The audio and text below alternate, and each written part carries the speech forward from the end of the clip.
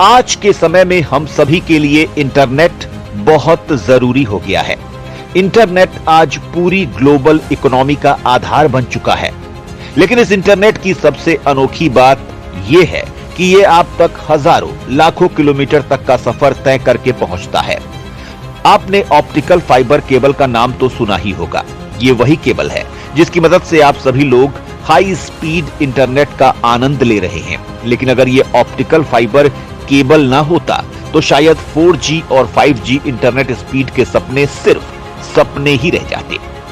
लेकिन जब एक देश से दूसरे देश तक इस केबल को पहुंचाने की बात की जाए तो काम कुछ ज्यादा ही मुश्किल हो जाता है। इसका एक ही जरिया है और वो है समुद्र। समुद्र के अंदर पड़ी केबल्स के जरिए ही पूरी दुनिया में इंटरनेट चलता है और उन्हीं के जरिए कम्युनिकेशन होता है। इंटरनेट कनेक्शन के लिए हम अपने चारों ओर जो केबल्स और तमाम तरह के बॉक्स का जाल देखते हैं, वह पूरी दुनिया को कनेक्ट करने का महज एक छोटा सा हिस्सा है। इंटरनेट कनेक्शन स्पीड और डेटा ट्रांसफर का असली जाल तो समुद्र में हजारों मीटर नीचे बिछा हुआ है। यह जाल पूरी दुनिया को एक दूसरे से कनेक्ट करता है। केबल के जाल की इस तस्वीर से आप समझ सकते हैं कि दुनिया समुद्र के नीचे बिछे केबल्स के जरिए कैसे वर्चुअल कनेक्शन स्थापित करती है। समुद्र के नीचे इन केबल्स का एक बड़ा जाल बिछा हुआ है। 99% दुनिया में कम्युनिकेशन और डेटा ट्रांसफर समुद्र के नीचे बिछी कम्युनिकेशन केबल्स के जरिए ही होता है। इन केबल्स को सबमरीन कम्युनिकेशन केबल कहते हैं। अभी समुद्र के नीचे करीब 426 सबमरीन केबल्स हैं, जिनकी कुल लंबाई लगभग 13 लाख किलोमीटर है। गूगल, माइक्रोसॉफ्ट और फेसबुक जैसी बड़ी इंटरनेट कंपनियां इन्हें बिछाती हैं। तमाम टेलीकॉम प्रोवाइडर्स भी इसकी फंडिंग के हिस्सेदार होते हैं।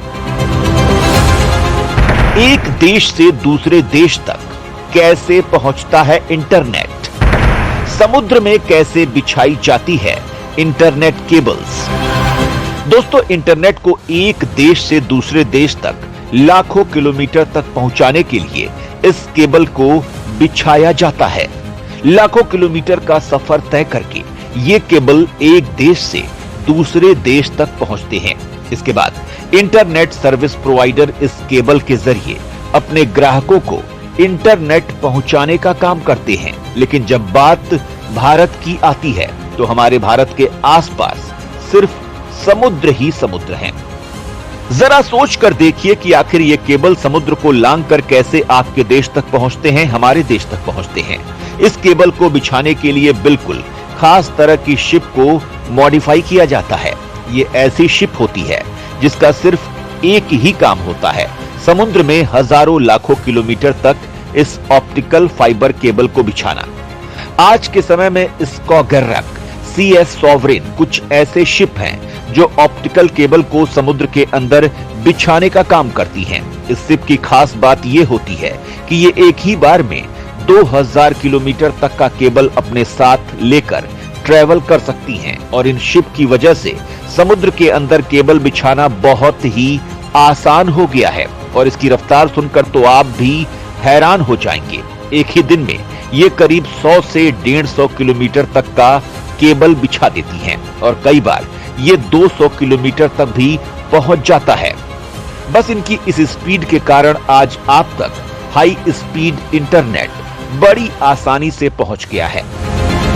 लेकिन क्या आपने कभी सोचा है कि समुद्र की इतनी ज्यादा गहराई में ये ज्यादा समय तक सुरक्षित कैसे रहती होंगी?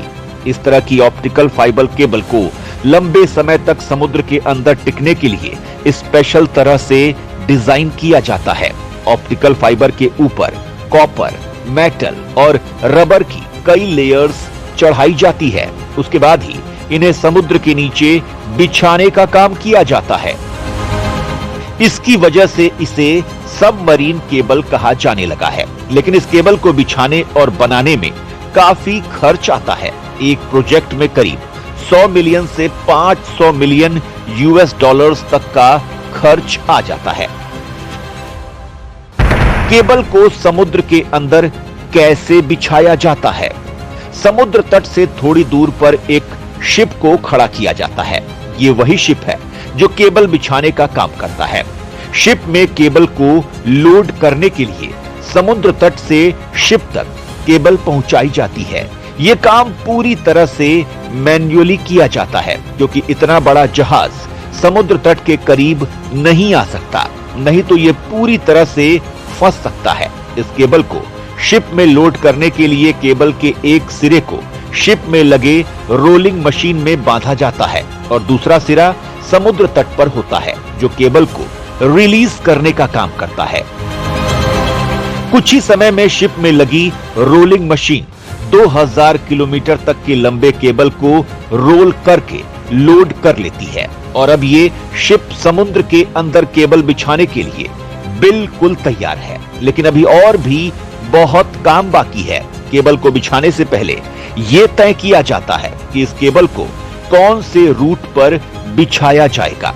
अगर कोई ऐसा रूट सामने आता है जहां पर वहां की लोकल अथॉरिटी से परमिशन लेनी पड़ेगी, तो परमिशन ली जाती है। इस पूरे प्रोसेस को जियोलॉजिस्ट, ओशनोग्राफर की पूरी टीम मिलकर तैयार करती है। इसके बाद पूरे रूट का सर्वे किया जाता है और देखा जाता है कि कहां-कहां पर दिक्कत आ सकती है। समुद्र के अंदर कई बार पहाड़ भी होते हैं, इसीलिए उन पहाड़ों से हटाकर केबल को बिछाने का काम किया जाता है। अब इन केबल्स को समुद्र के अंदर बिछाने का काम होता है, लेकिन इसे बिछाने से पहले इस बात पर भी ध्यान दिया जाता है कि यह कोई प्रोटेक्टेड एरिया तो नहीं, क्योंकि अगर कोई शिप प्रोटेक्टेड एरिया में बिना परमिशन के केबल बिछाने का काम कर देता है तो इसके लिए उन्हें $1,00,000 का फाइन भी देना पड़ सकता है। फिर रूट के अनुसार शिप को ले जाया जाता है। शिप को इस तरह से डिजाइन किया जाता है कि इसके एक तरफ की मशीन से समुद्र में गड्ढा खोदने तथा दूसरे तरफ की मशीन से केबल बिछाया जा सके। इन शिप के द्वारा समुद्र के अंदर गड्ढा किया जाता है और फिर उनमें इन केबल्स को बिछाया जाता है, जिससे केबल्स सुरक्षित रहें। अगर इसे ऐसे ही सतह पर बिछा दिया गया तो कोई भी बड़ी सी व्हेल या शार्क जैसी मछली बहुत ही आसानी से इसे काट सकती है, जिसके बाद इसकी रिपेयरिंग करना इतना आसान नहीं होता है। कई बार इन केबल्स को बिछाने के लिए गोताखोरों की जरूरत पड़ती है ताकि रूट सही तरीके से फॉलो किया जा सके। इन गोताखोरों के पास एक जीपीएस सिस्टम होता है, जिससे लगातार शिप में लगे सिस्टम ट्रैक करते रहते हैं। वहीं केबल्स बिछाने के बाद इस शिप में लगी दूसरी मशीन इन गड्ढों को बंद करने का काम करती है। इनकी लाइफ ज्यादा से ज्यादा 10 साल तक की होती है, लेकिन बीच बीच में कई बार मछलियां और समुद्र के अंदर रहने वाले बड़े बड़े जीव जंतु इस केबल को काट देते हैं और कई बार कुछ ऐसी घटना घटित हो जाती है जिसकी वजह से केबल कट जाते हैं।